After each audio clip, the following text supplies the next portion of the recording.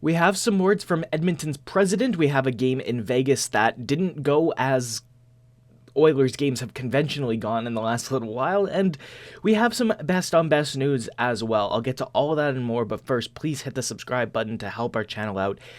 Starting things off today, Oilers CEO and president of Hockey Ops Jeff Jackson gave an update to Bob Stauffer last night about a contract situation because Evan Bouchard will, of course, be without a contract after this season. Jackson expressed how big of a fan he is about the player when he said, quote, "The way he plays the game, he's at the top end of D in the league, and the way Bouchard produces, he's no doubt amongst the top end of the NHL's D-men. He broke out big time last year, but as all Oilers fans are going to be aware, Bouchard's been subject to criticism in a few different forms this year, and Jackson did address that when he was talking to Stauffer. He said, quote, "The game is full of mistakes with Evan as a young D. Sometimes those mistakes are more evident. There's a bigger spotlight on them, so there's more tendency to criticize him." And when Jackson says spotlight there as part of that quote, he obviously is talking about the fact that there's a bigger focus on mistakes made by defensemen just because of the position they play. Bouchard plays 23 minutes a game. He spends a lot of the time with the puck on his stick. He makes a lot of passes, and when you're a defenseman, you're in your own zone. Mistakes are going to come with the territory. But with that being said, Bouchard was drafted 7 years ago. So constantly dismissing mistakes as youthful inexperience rings a little hollow when you're talking about a guy who's 25 years old now, and players are obviously constantly growing and improving in the NHL, and Bouchard's going to continue to do so. But with that being said, this contract negotiation is happening now, and the dollar values we're talking about are coming up in anticipation of improvement that's promised to come from Bouchard. If you think Bouchard is going to end up in the top end of all the NHL defensemen, if he's going to end up being the kind of guy to win a Norris trophy or two, that's great, but he's not that guy right now. So paying him substantially more than what some player comparisons are making is a mistake. And taking a look around the league, you can take a look at plenty of defensemen who you'd maybe be inclined to start with in search of contract comparisons. But guys like Cale Makar and Quinn Hughes, Adam Fox, and Brock Faber even, they signed their big ticket as their second contract. Bouchard already signed deal number 2.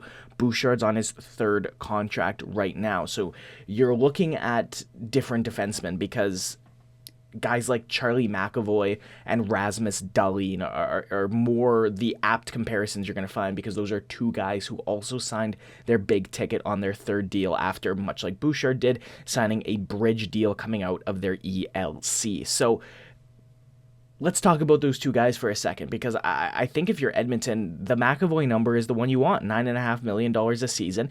And as part of this negotiation, I don't think you go any higher than the Dahlin. Like, that's the highest you can go is $11 million. Dahlin's deal went into effect this year, paying him $11 million a season starting now.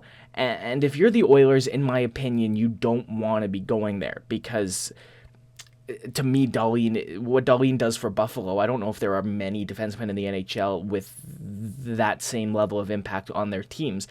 Quinn Hughes in Vancouver comes to mind as really maybe the only other one. You can put Cale Makar in that category, especially this year.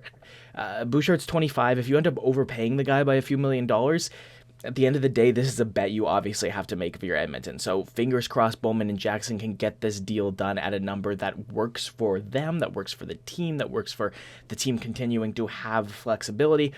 Again, obviously, all Oilers fans are a little bit nervous because we just saw them shell out the contract they did to Darnell Nurse. And again, the contract I'm advocating for Evan Bouchard to make is barely more than Nurse's deal. So that's definitely going to factor into these negotiations as well.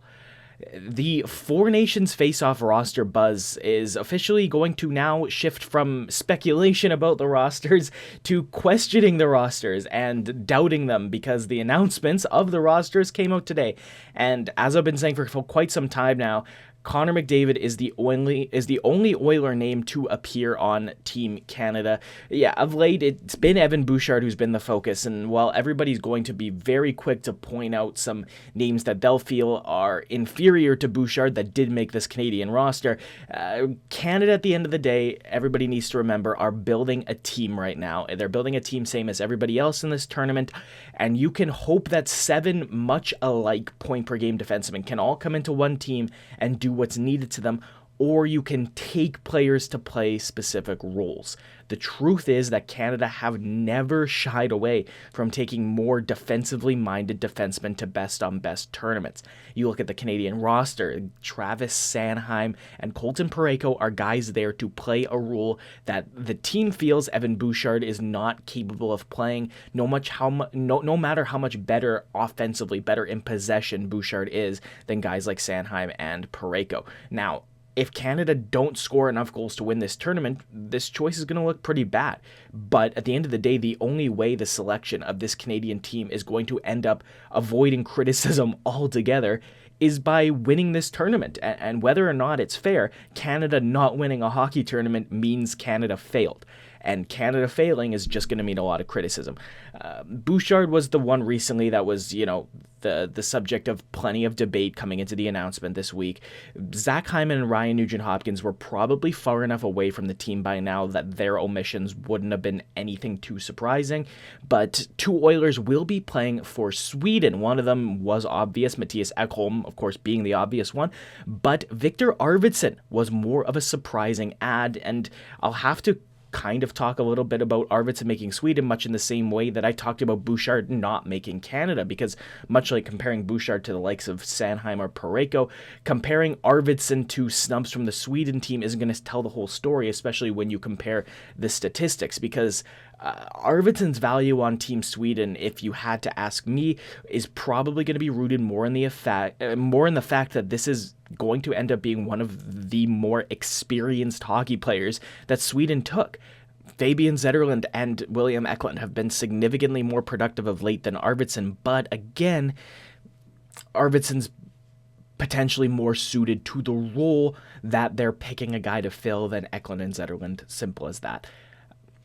If you missed the game last night, I'll get you the highlights of Vegas and Edmonton's Tuesday night matchup.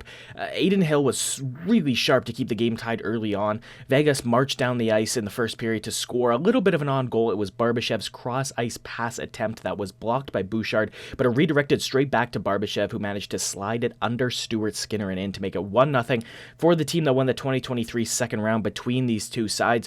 Both goalies ended up the focus from there, and both goalies made some excellent saves.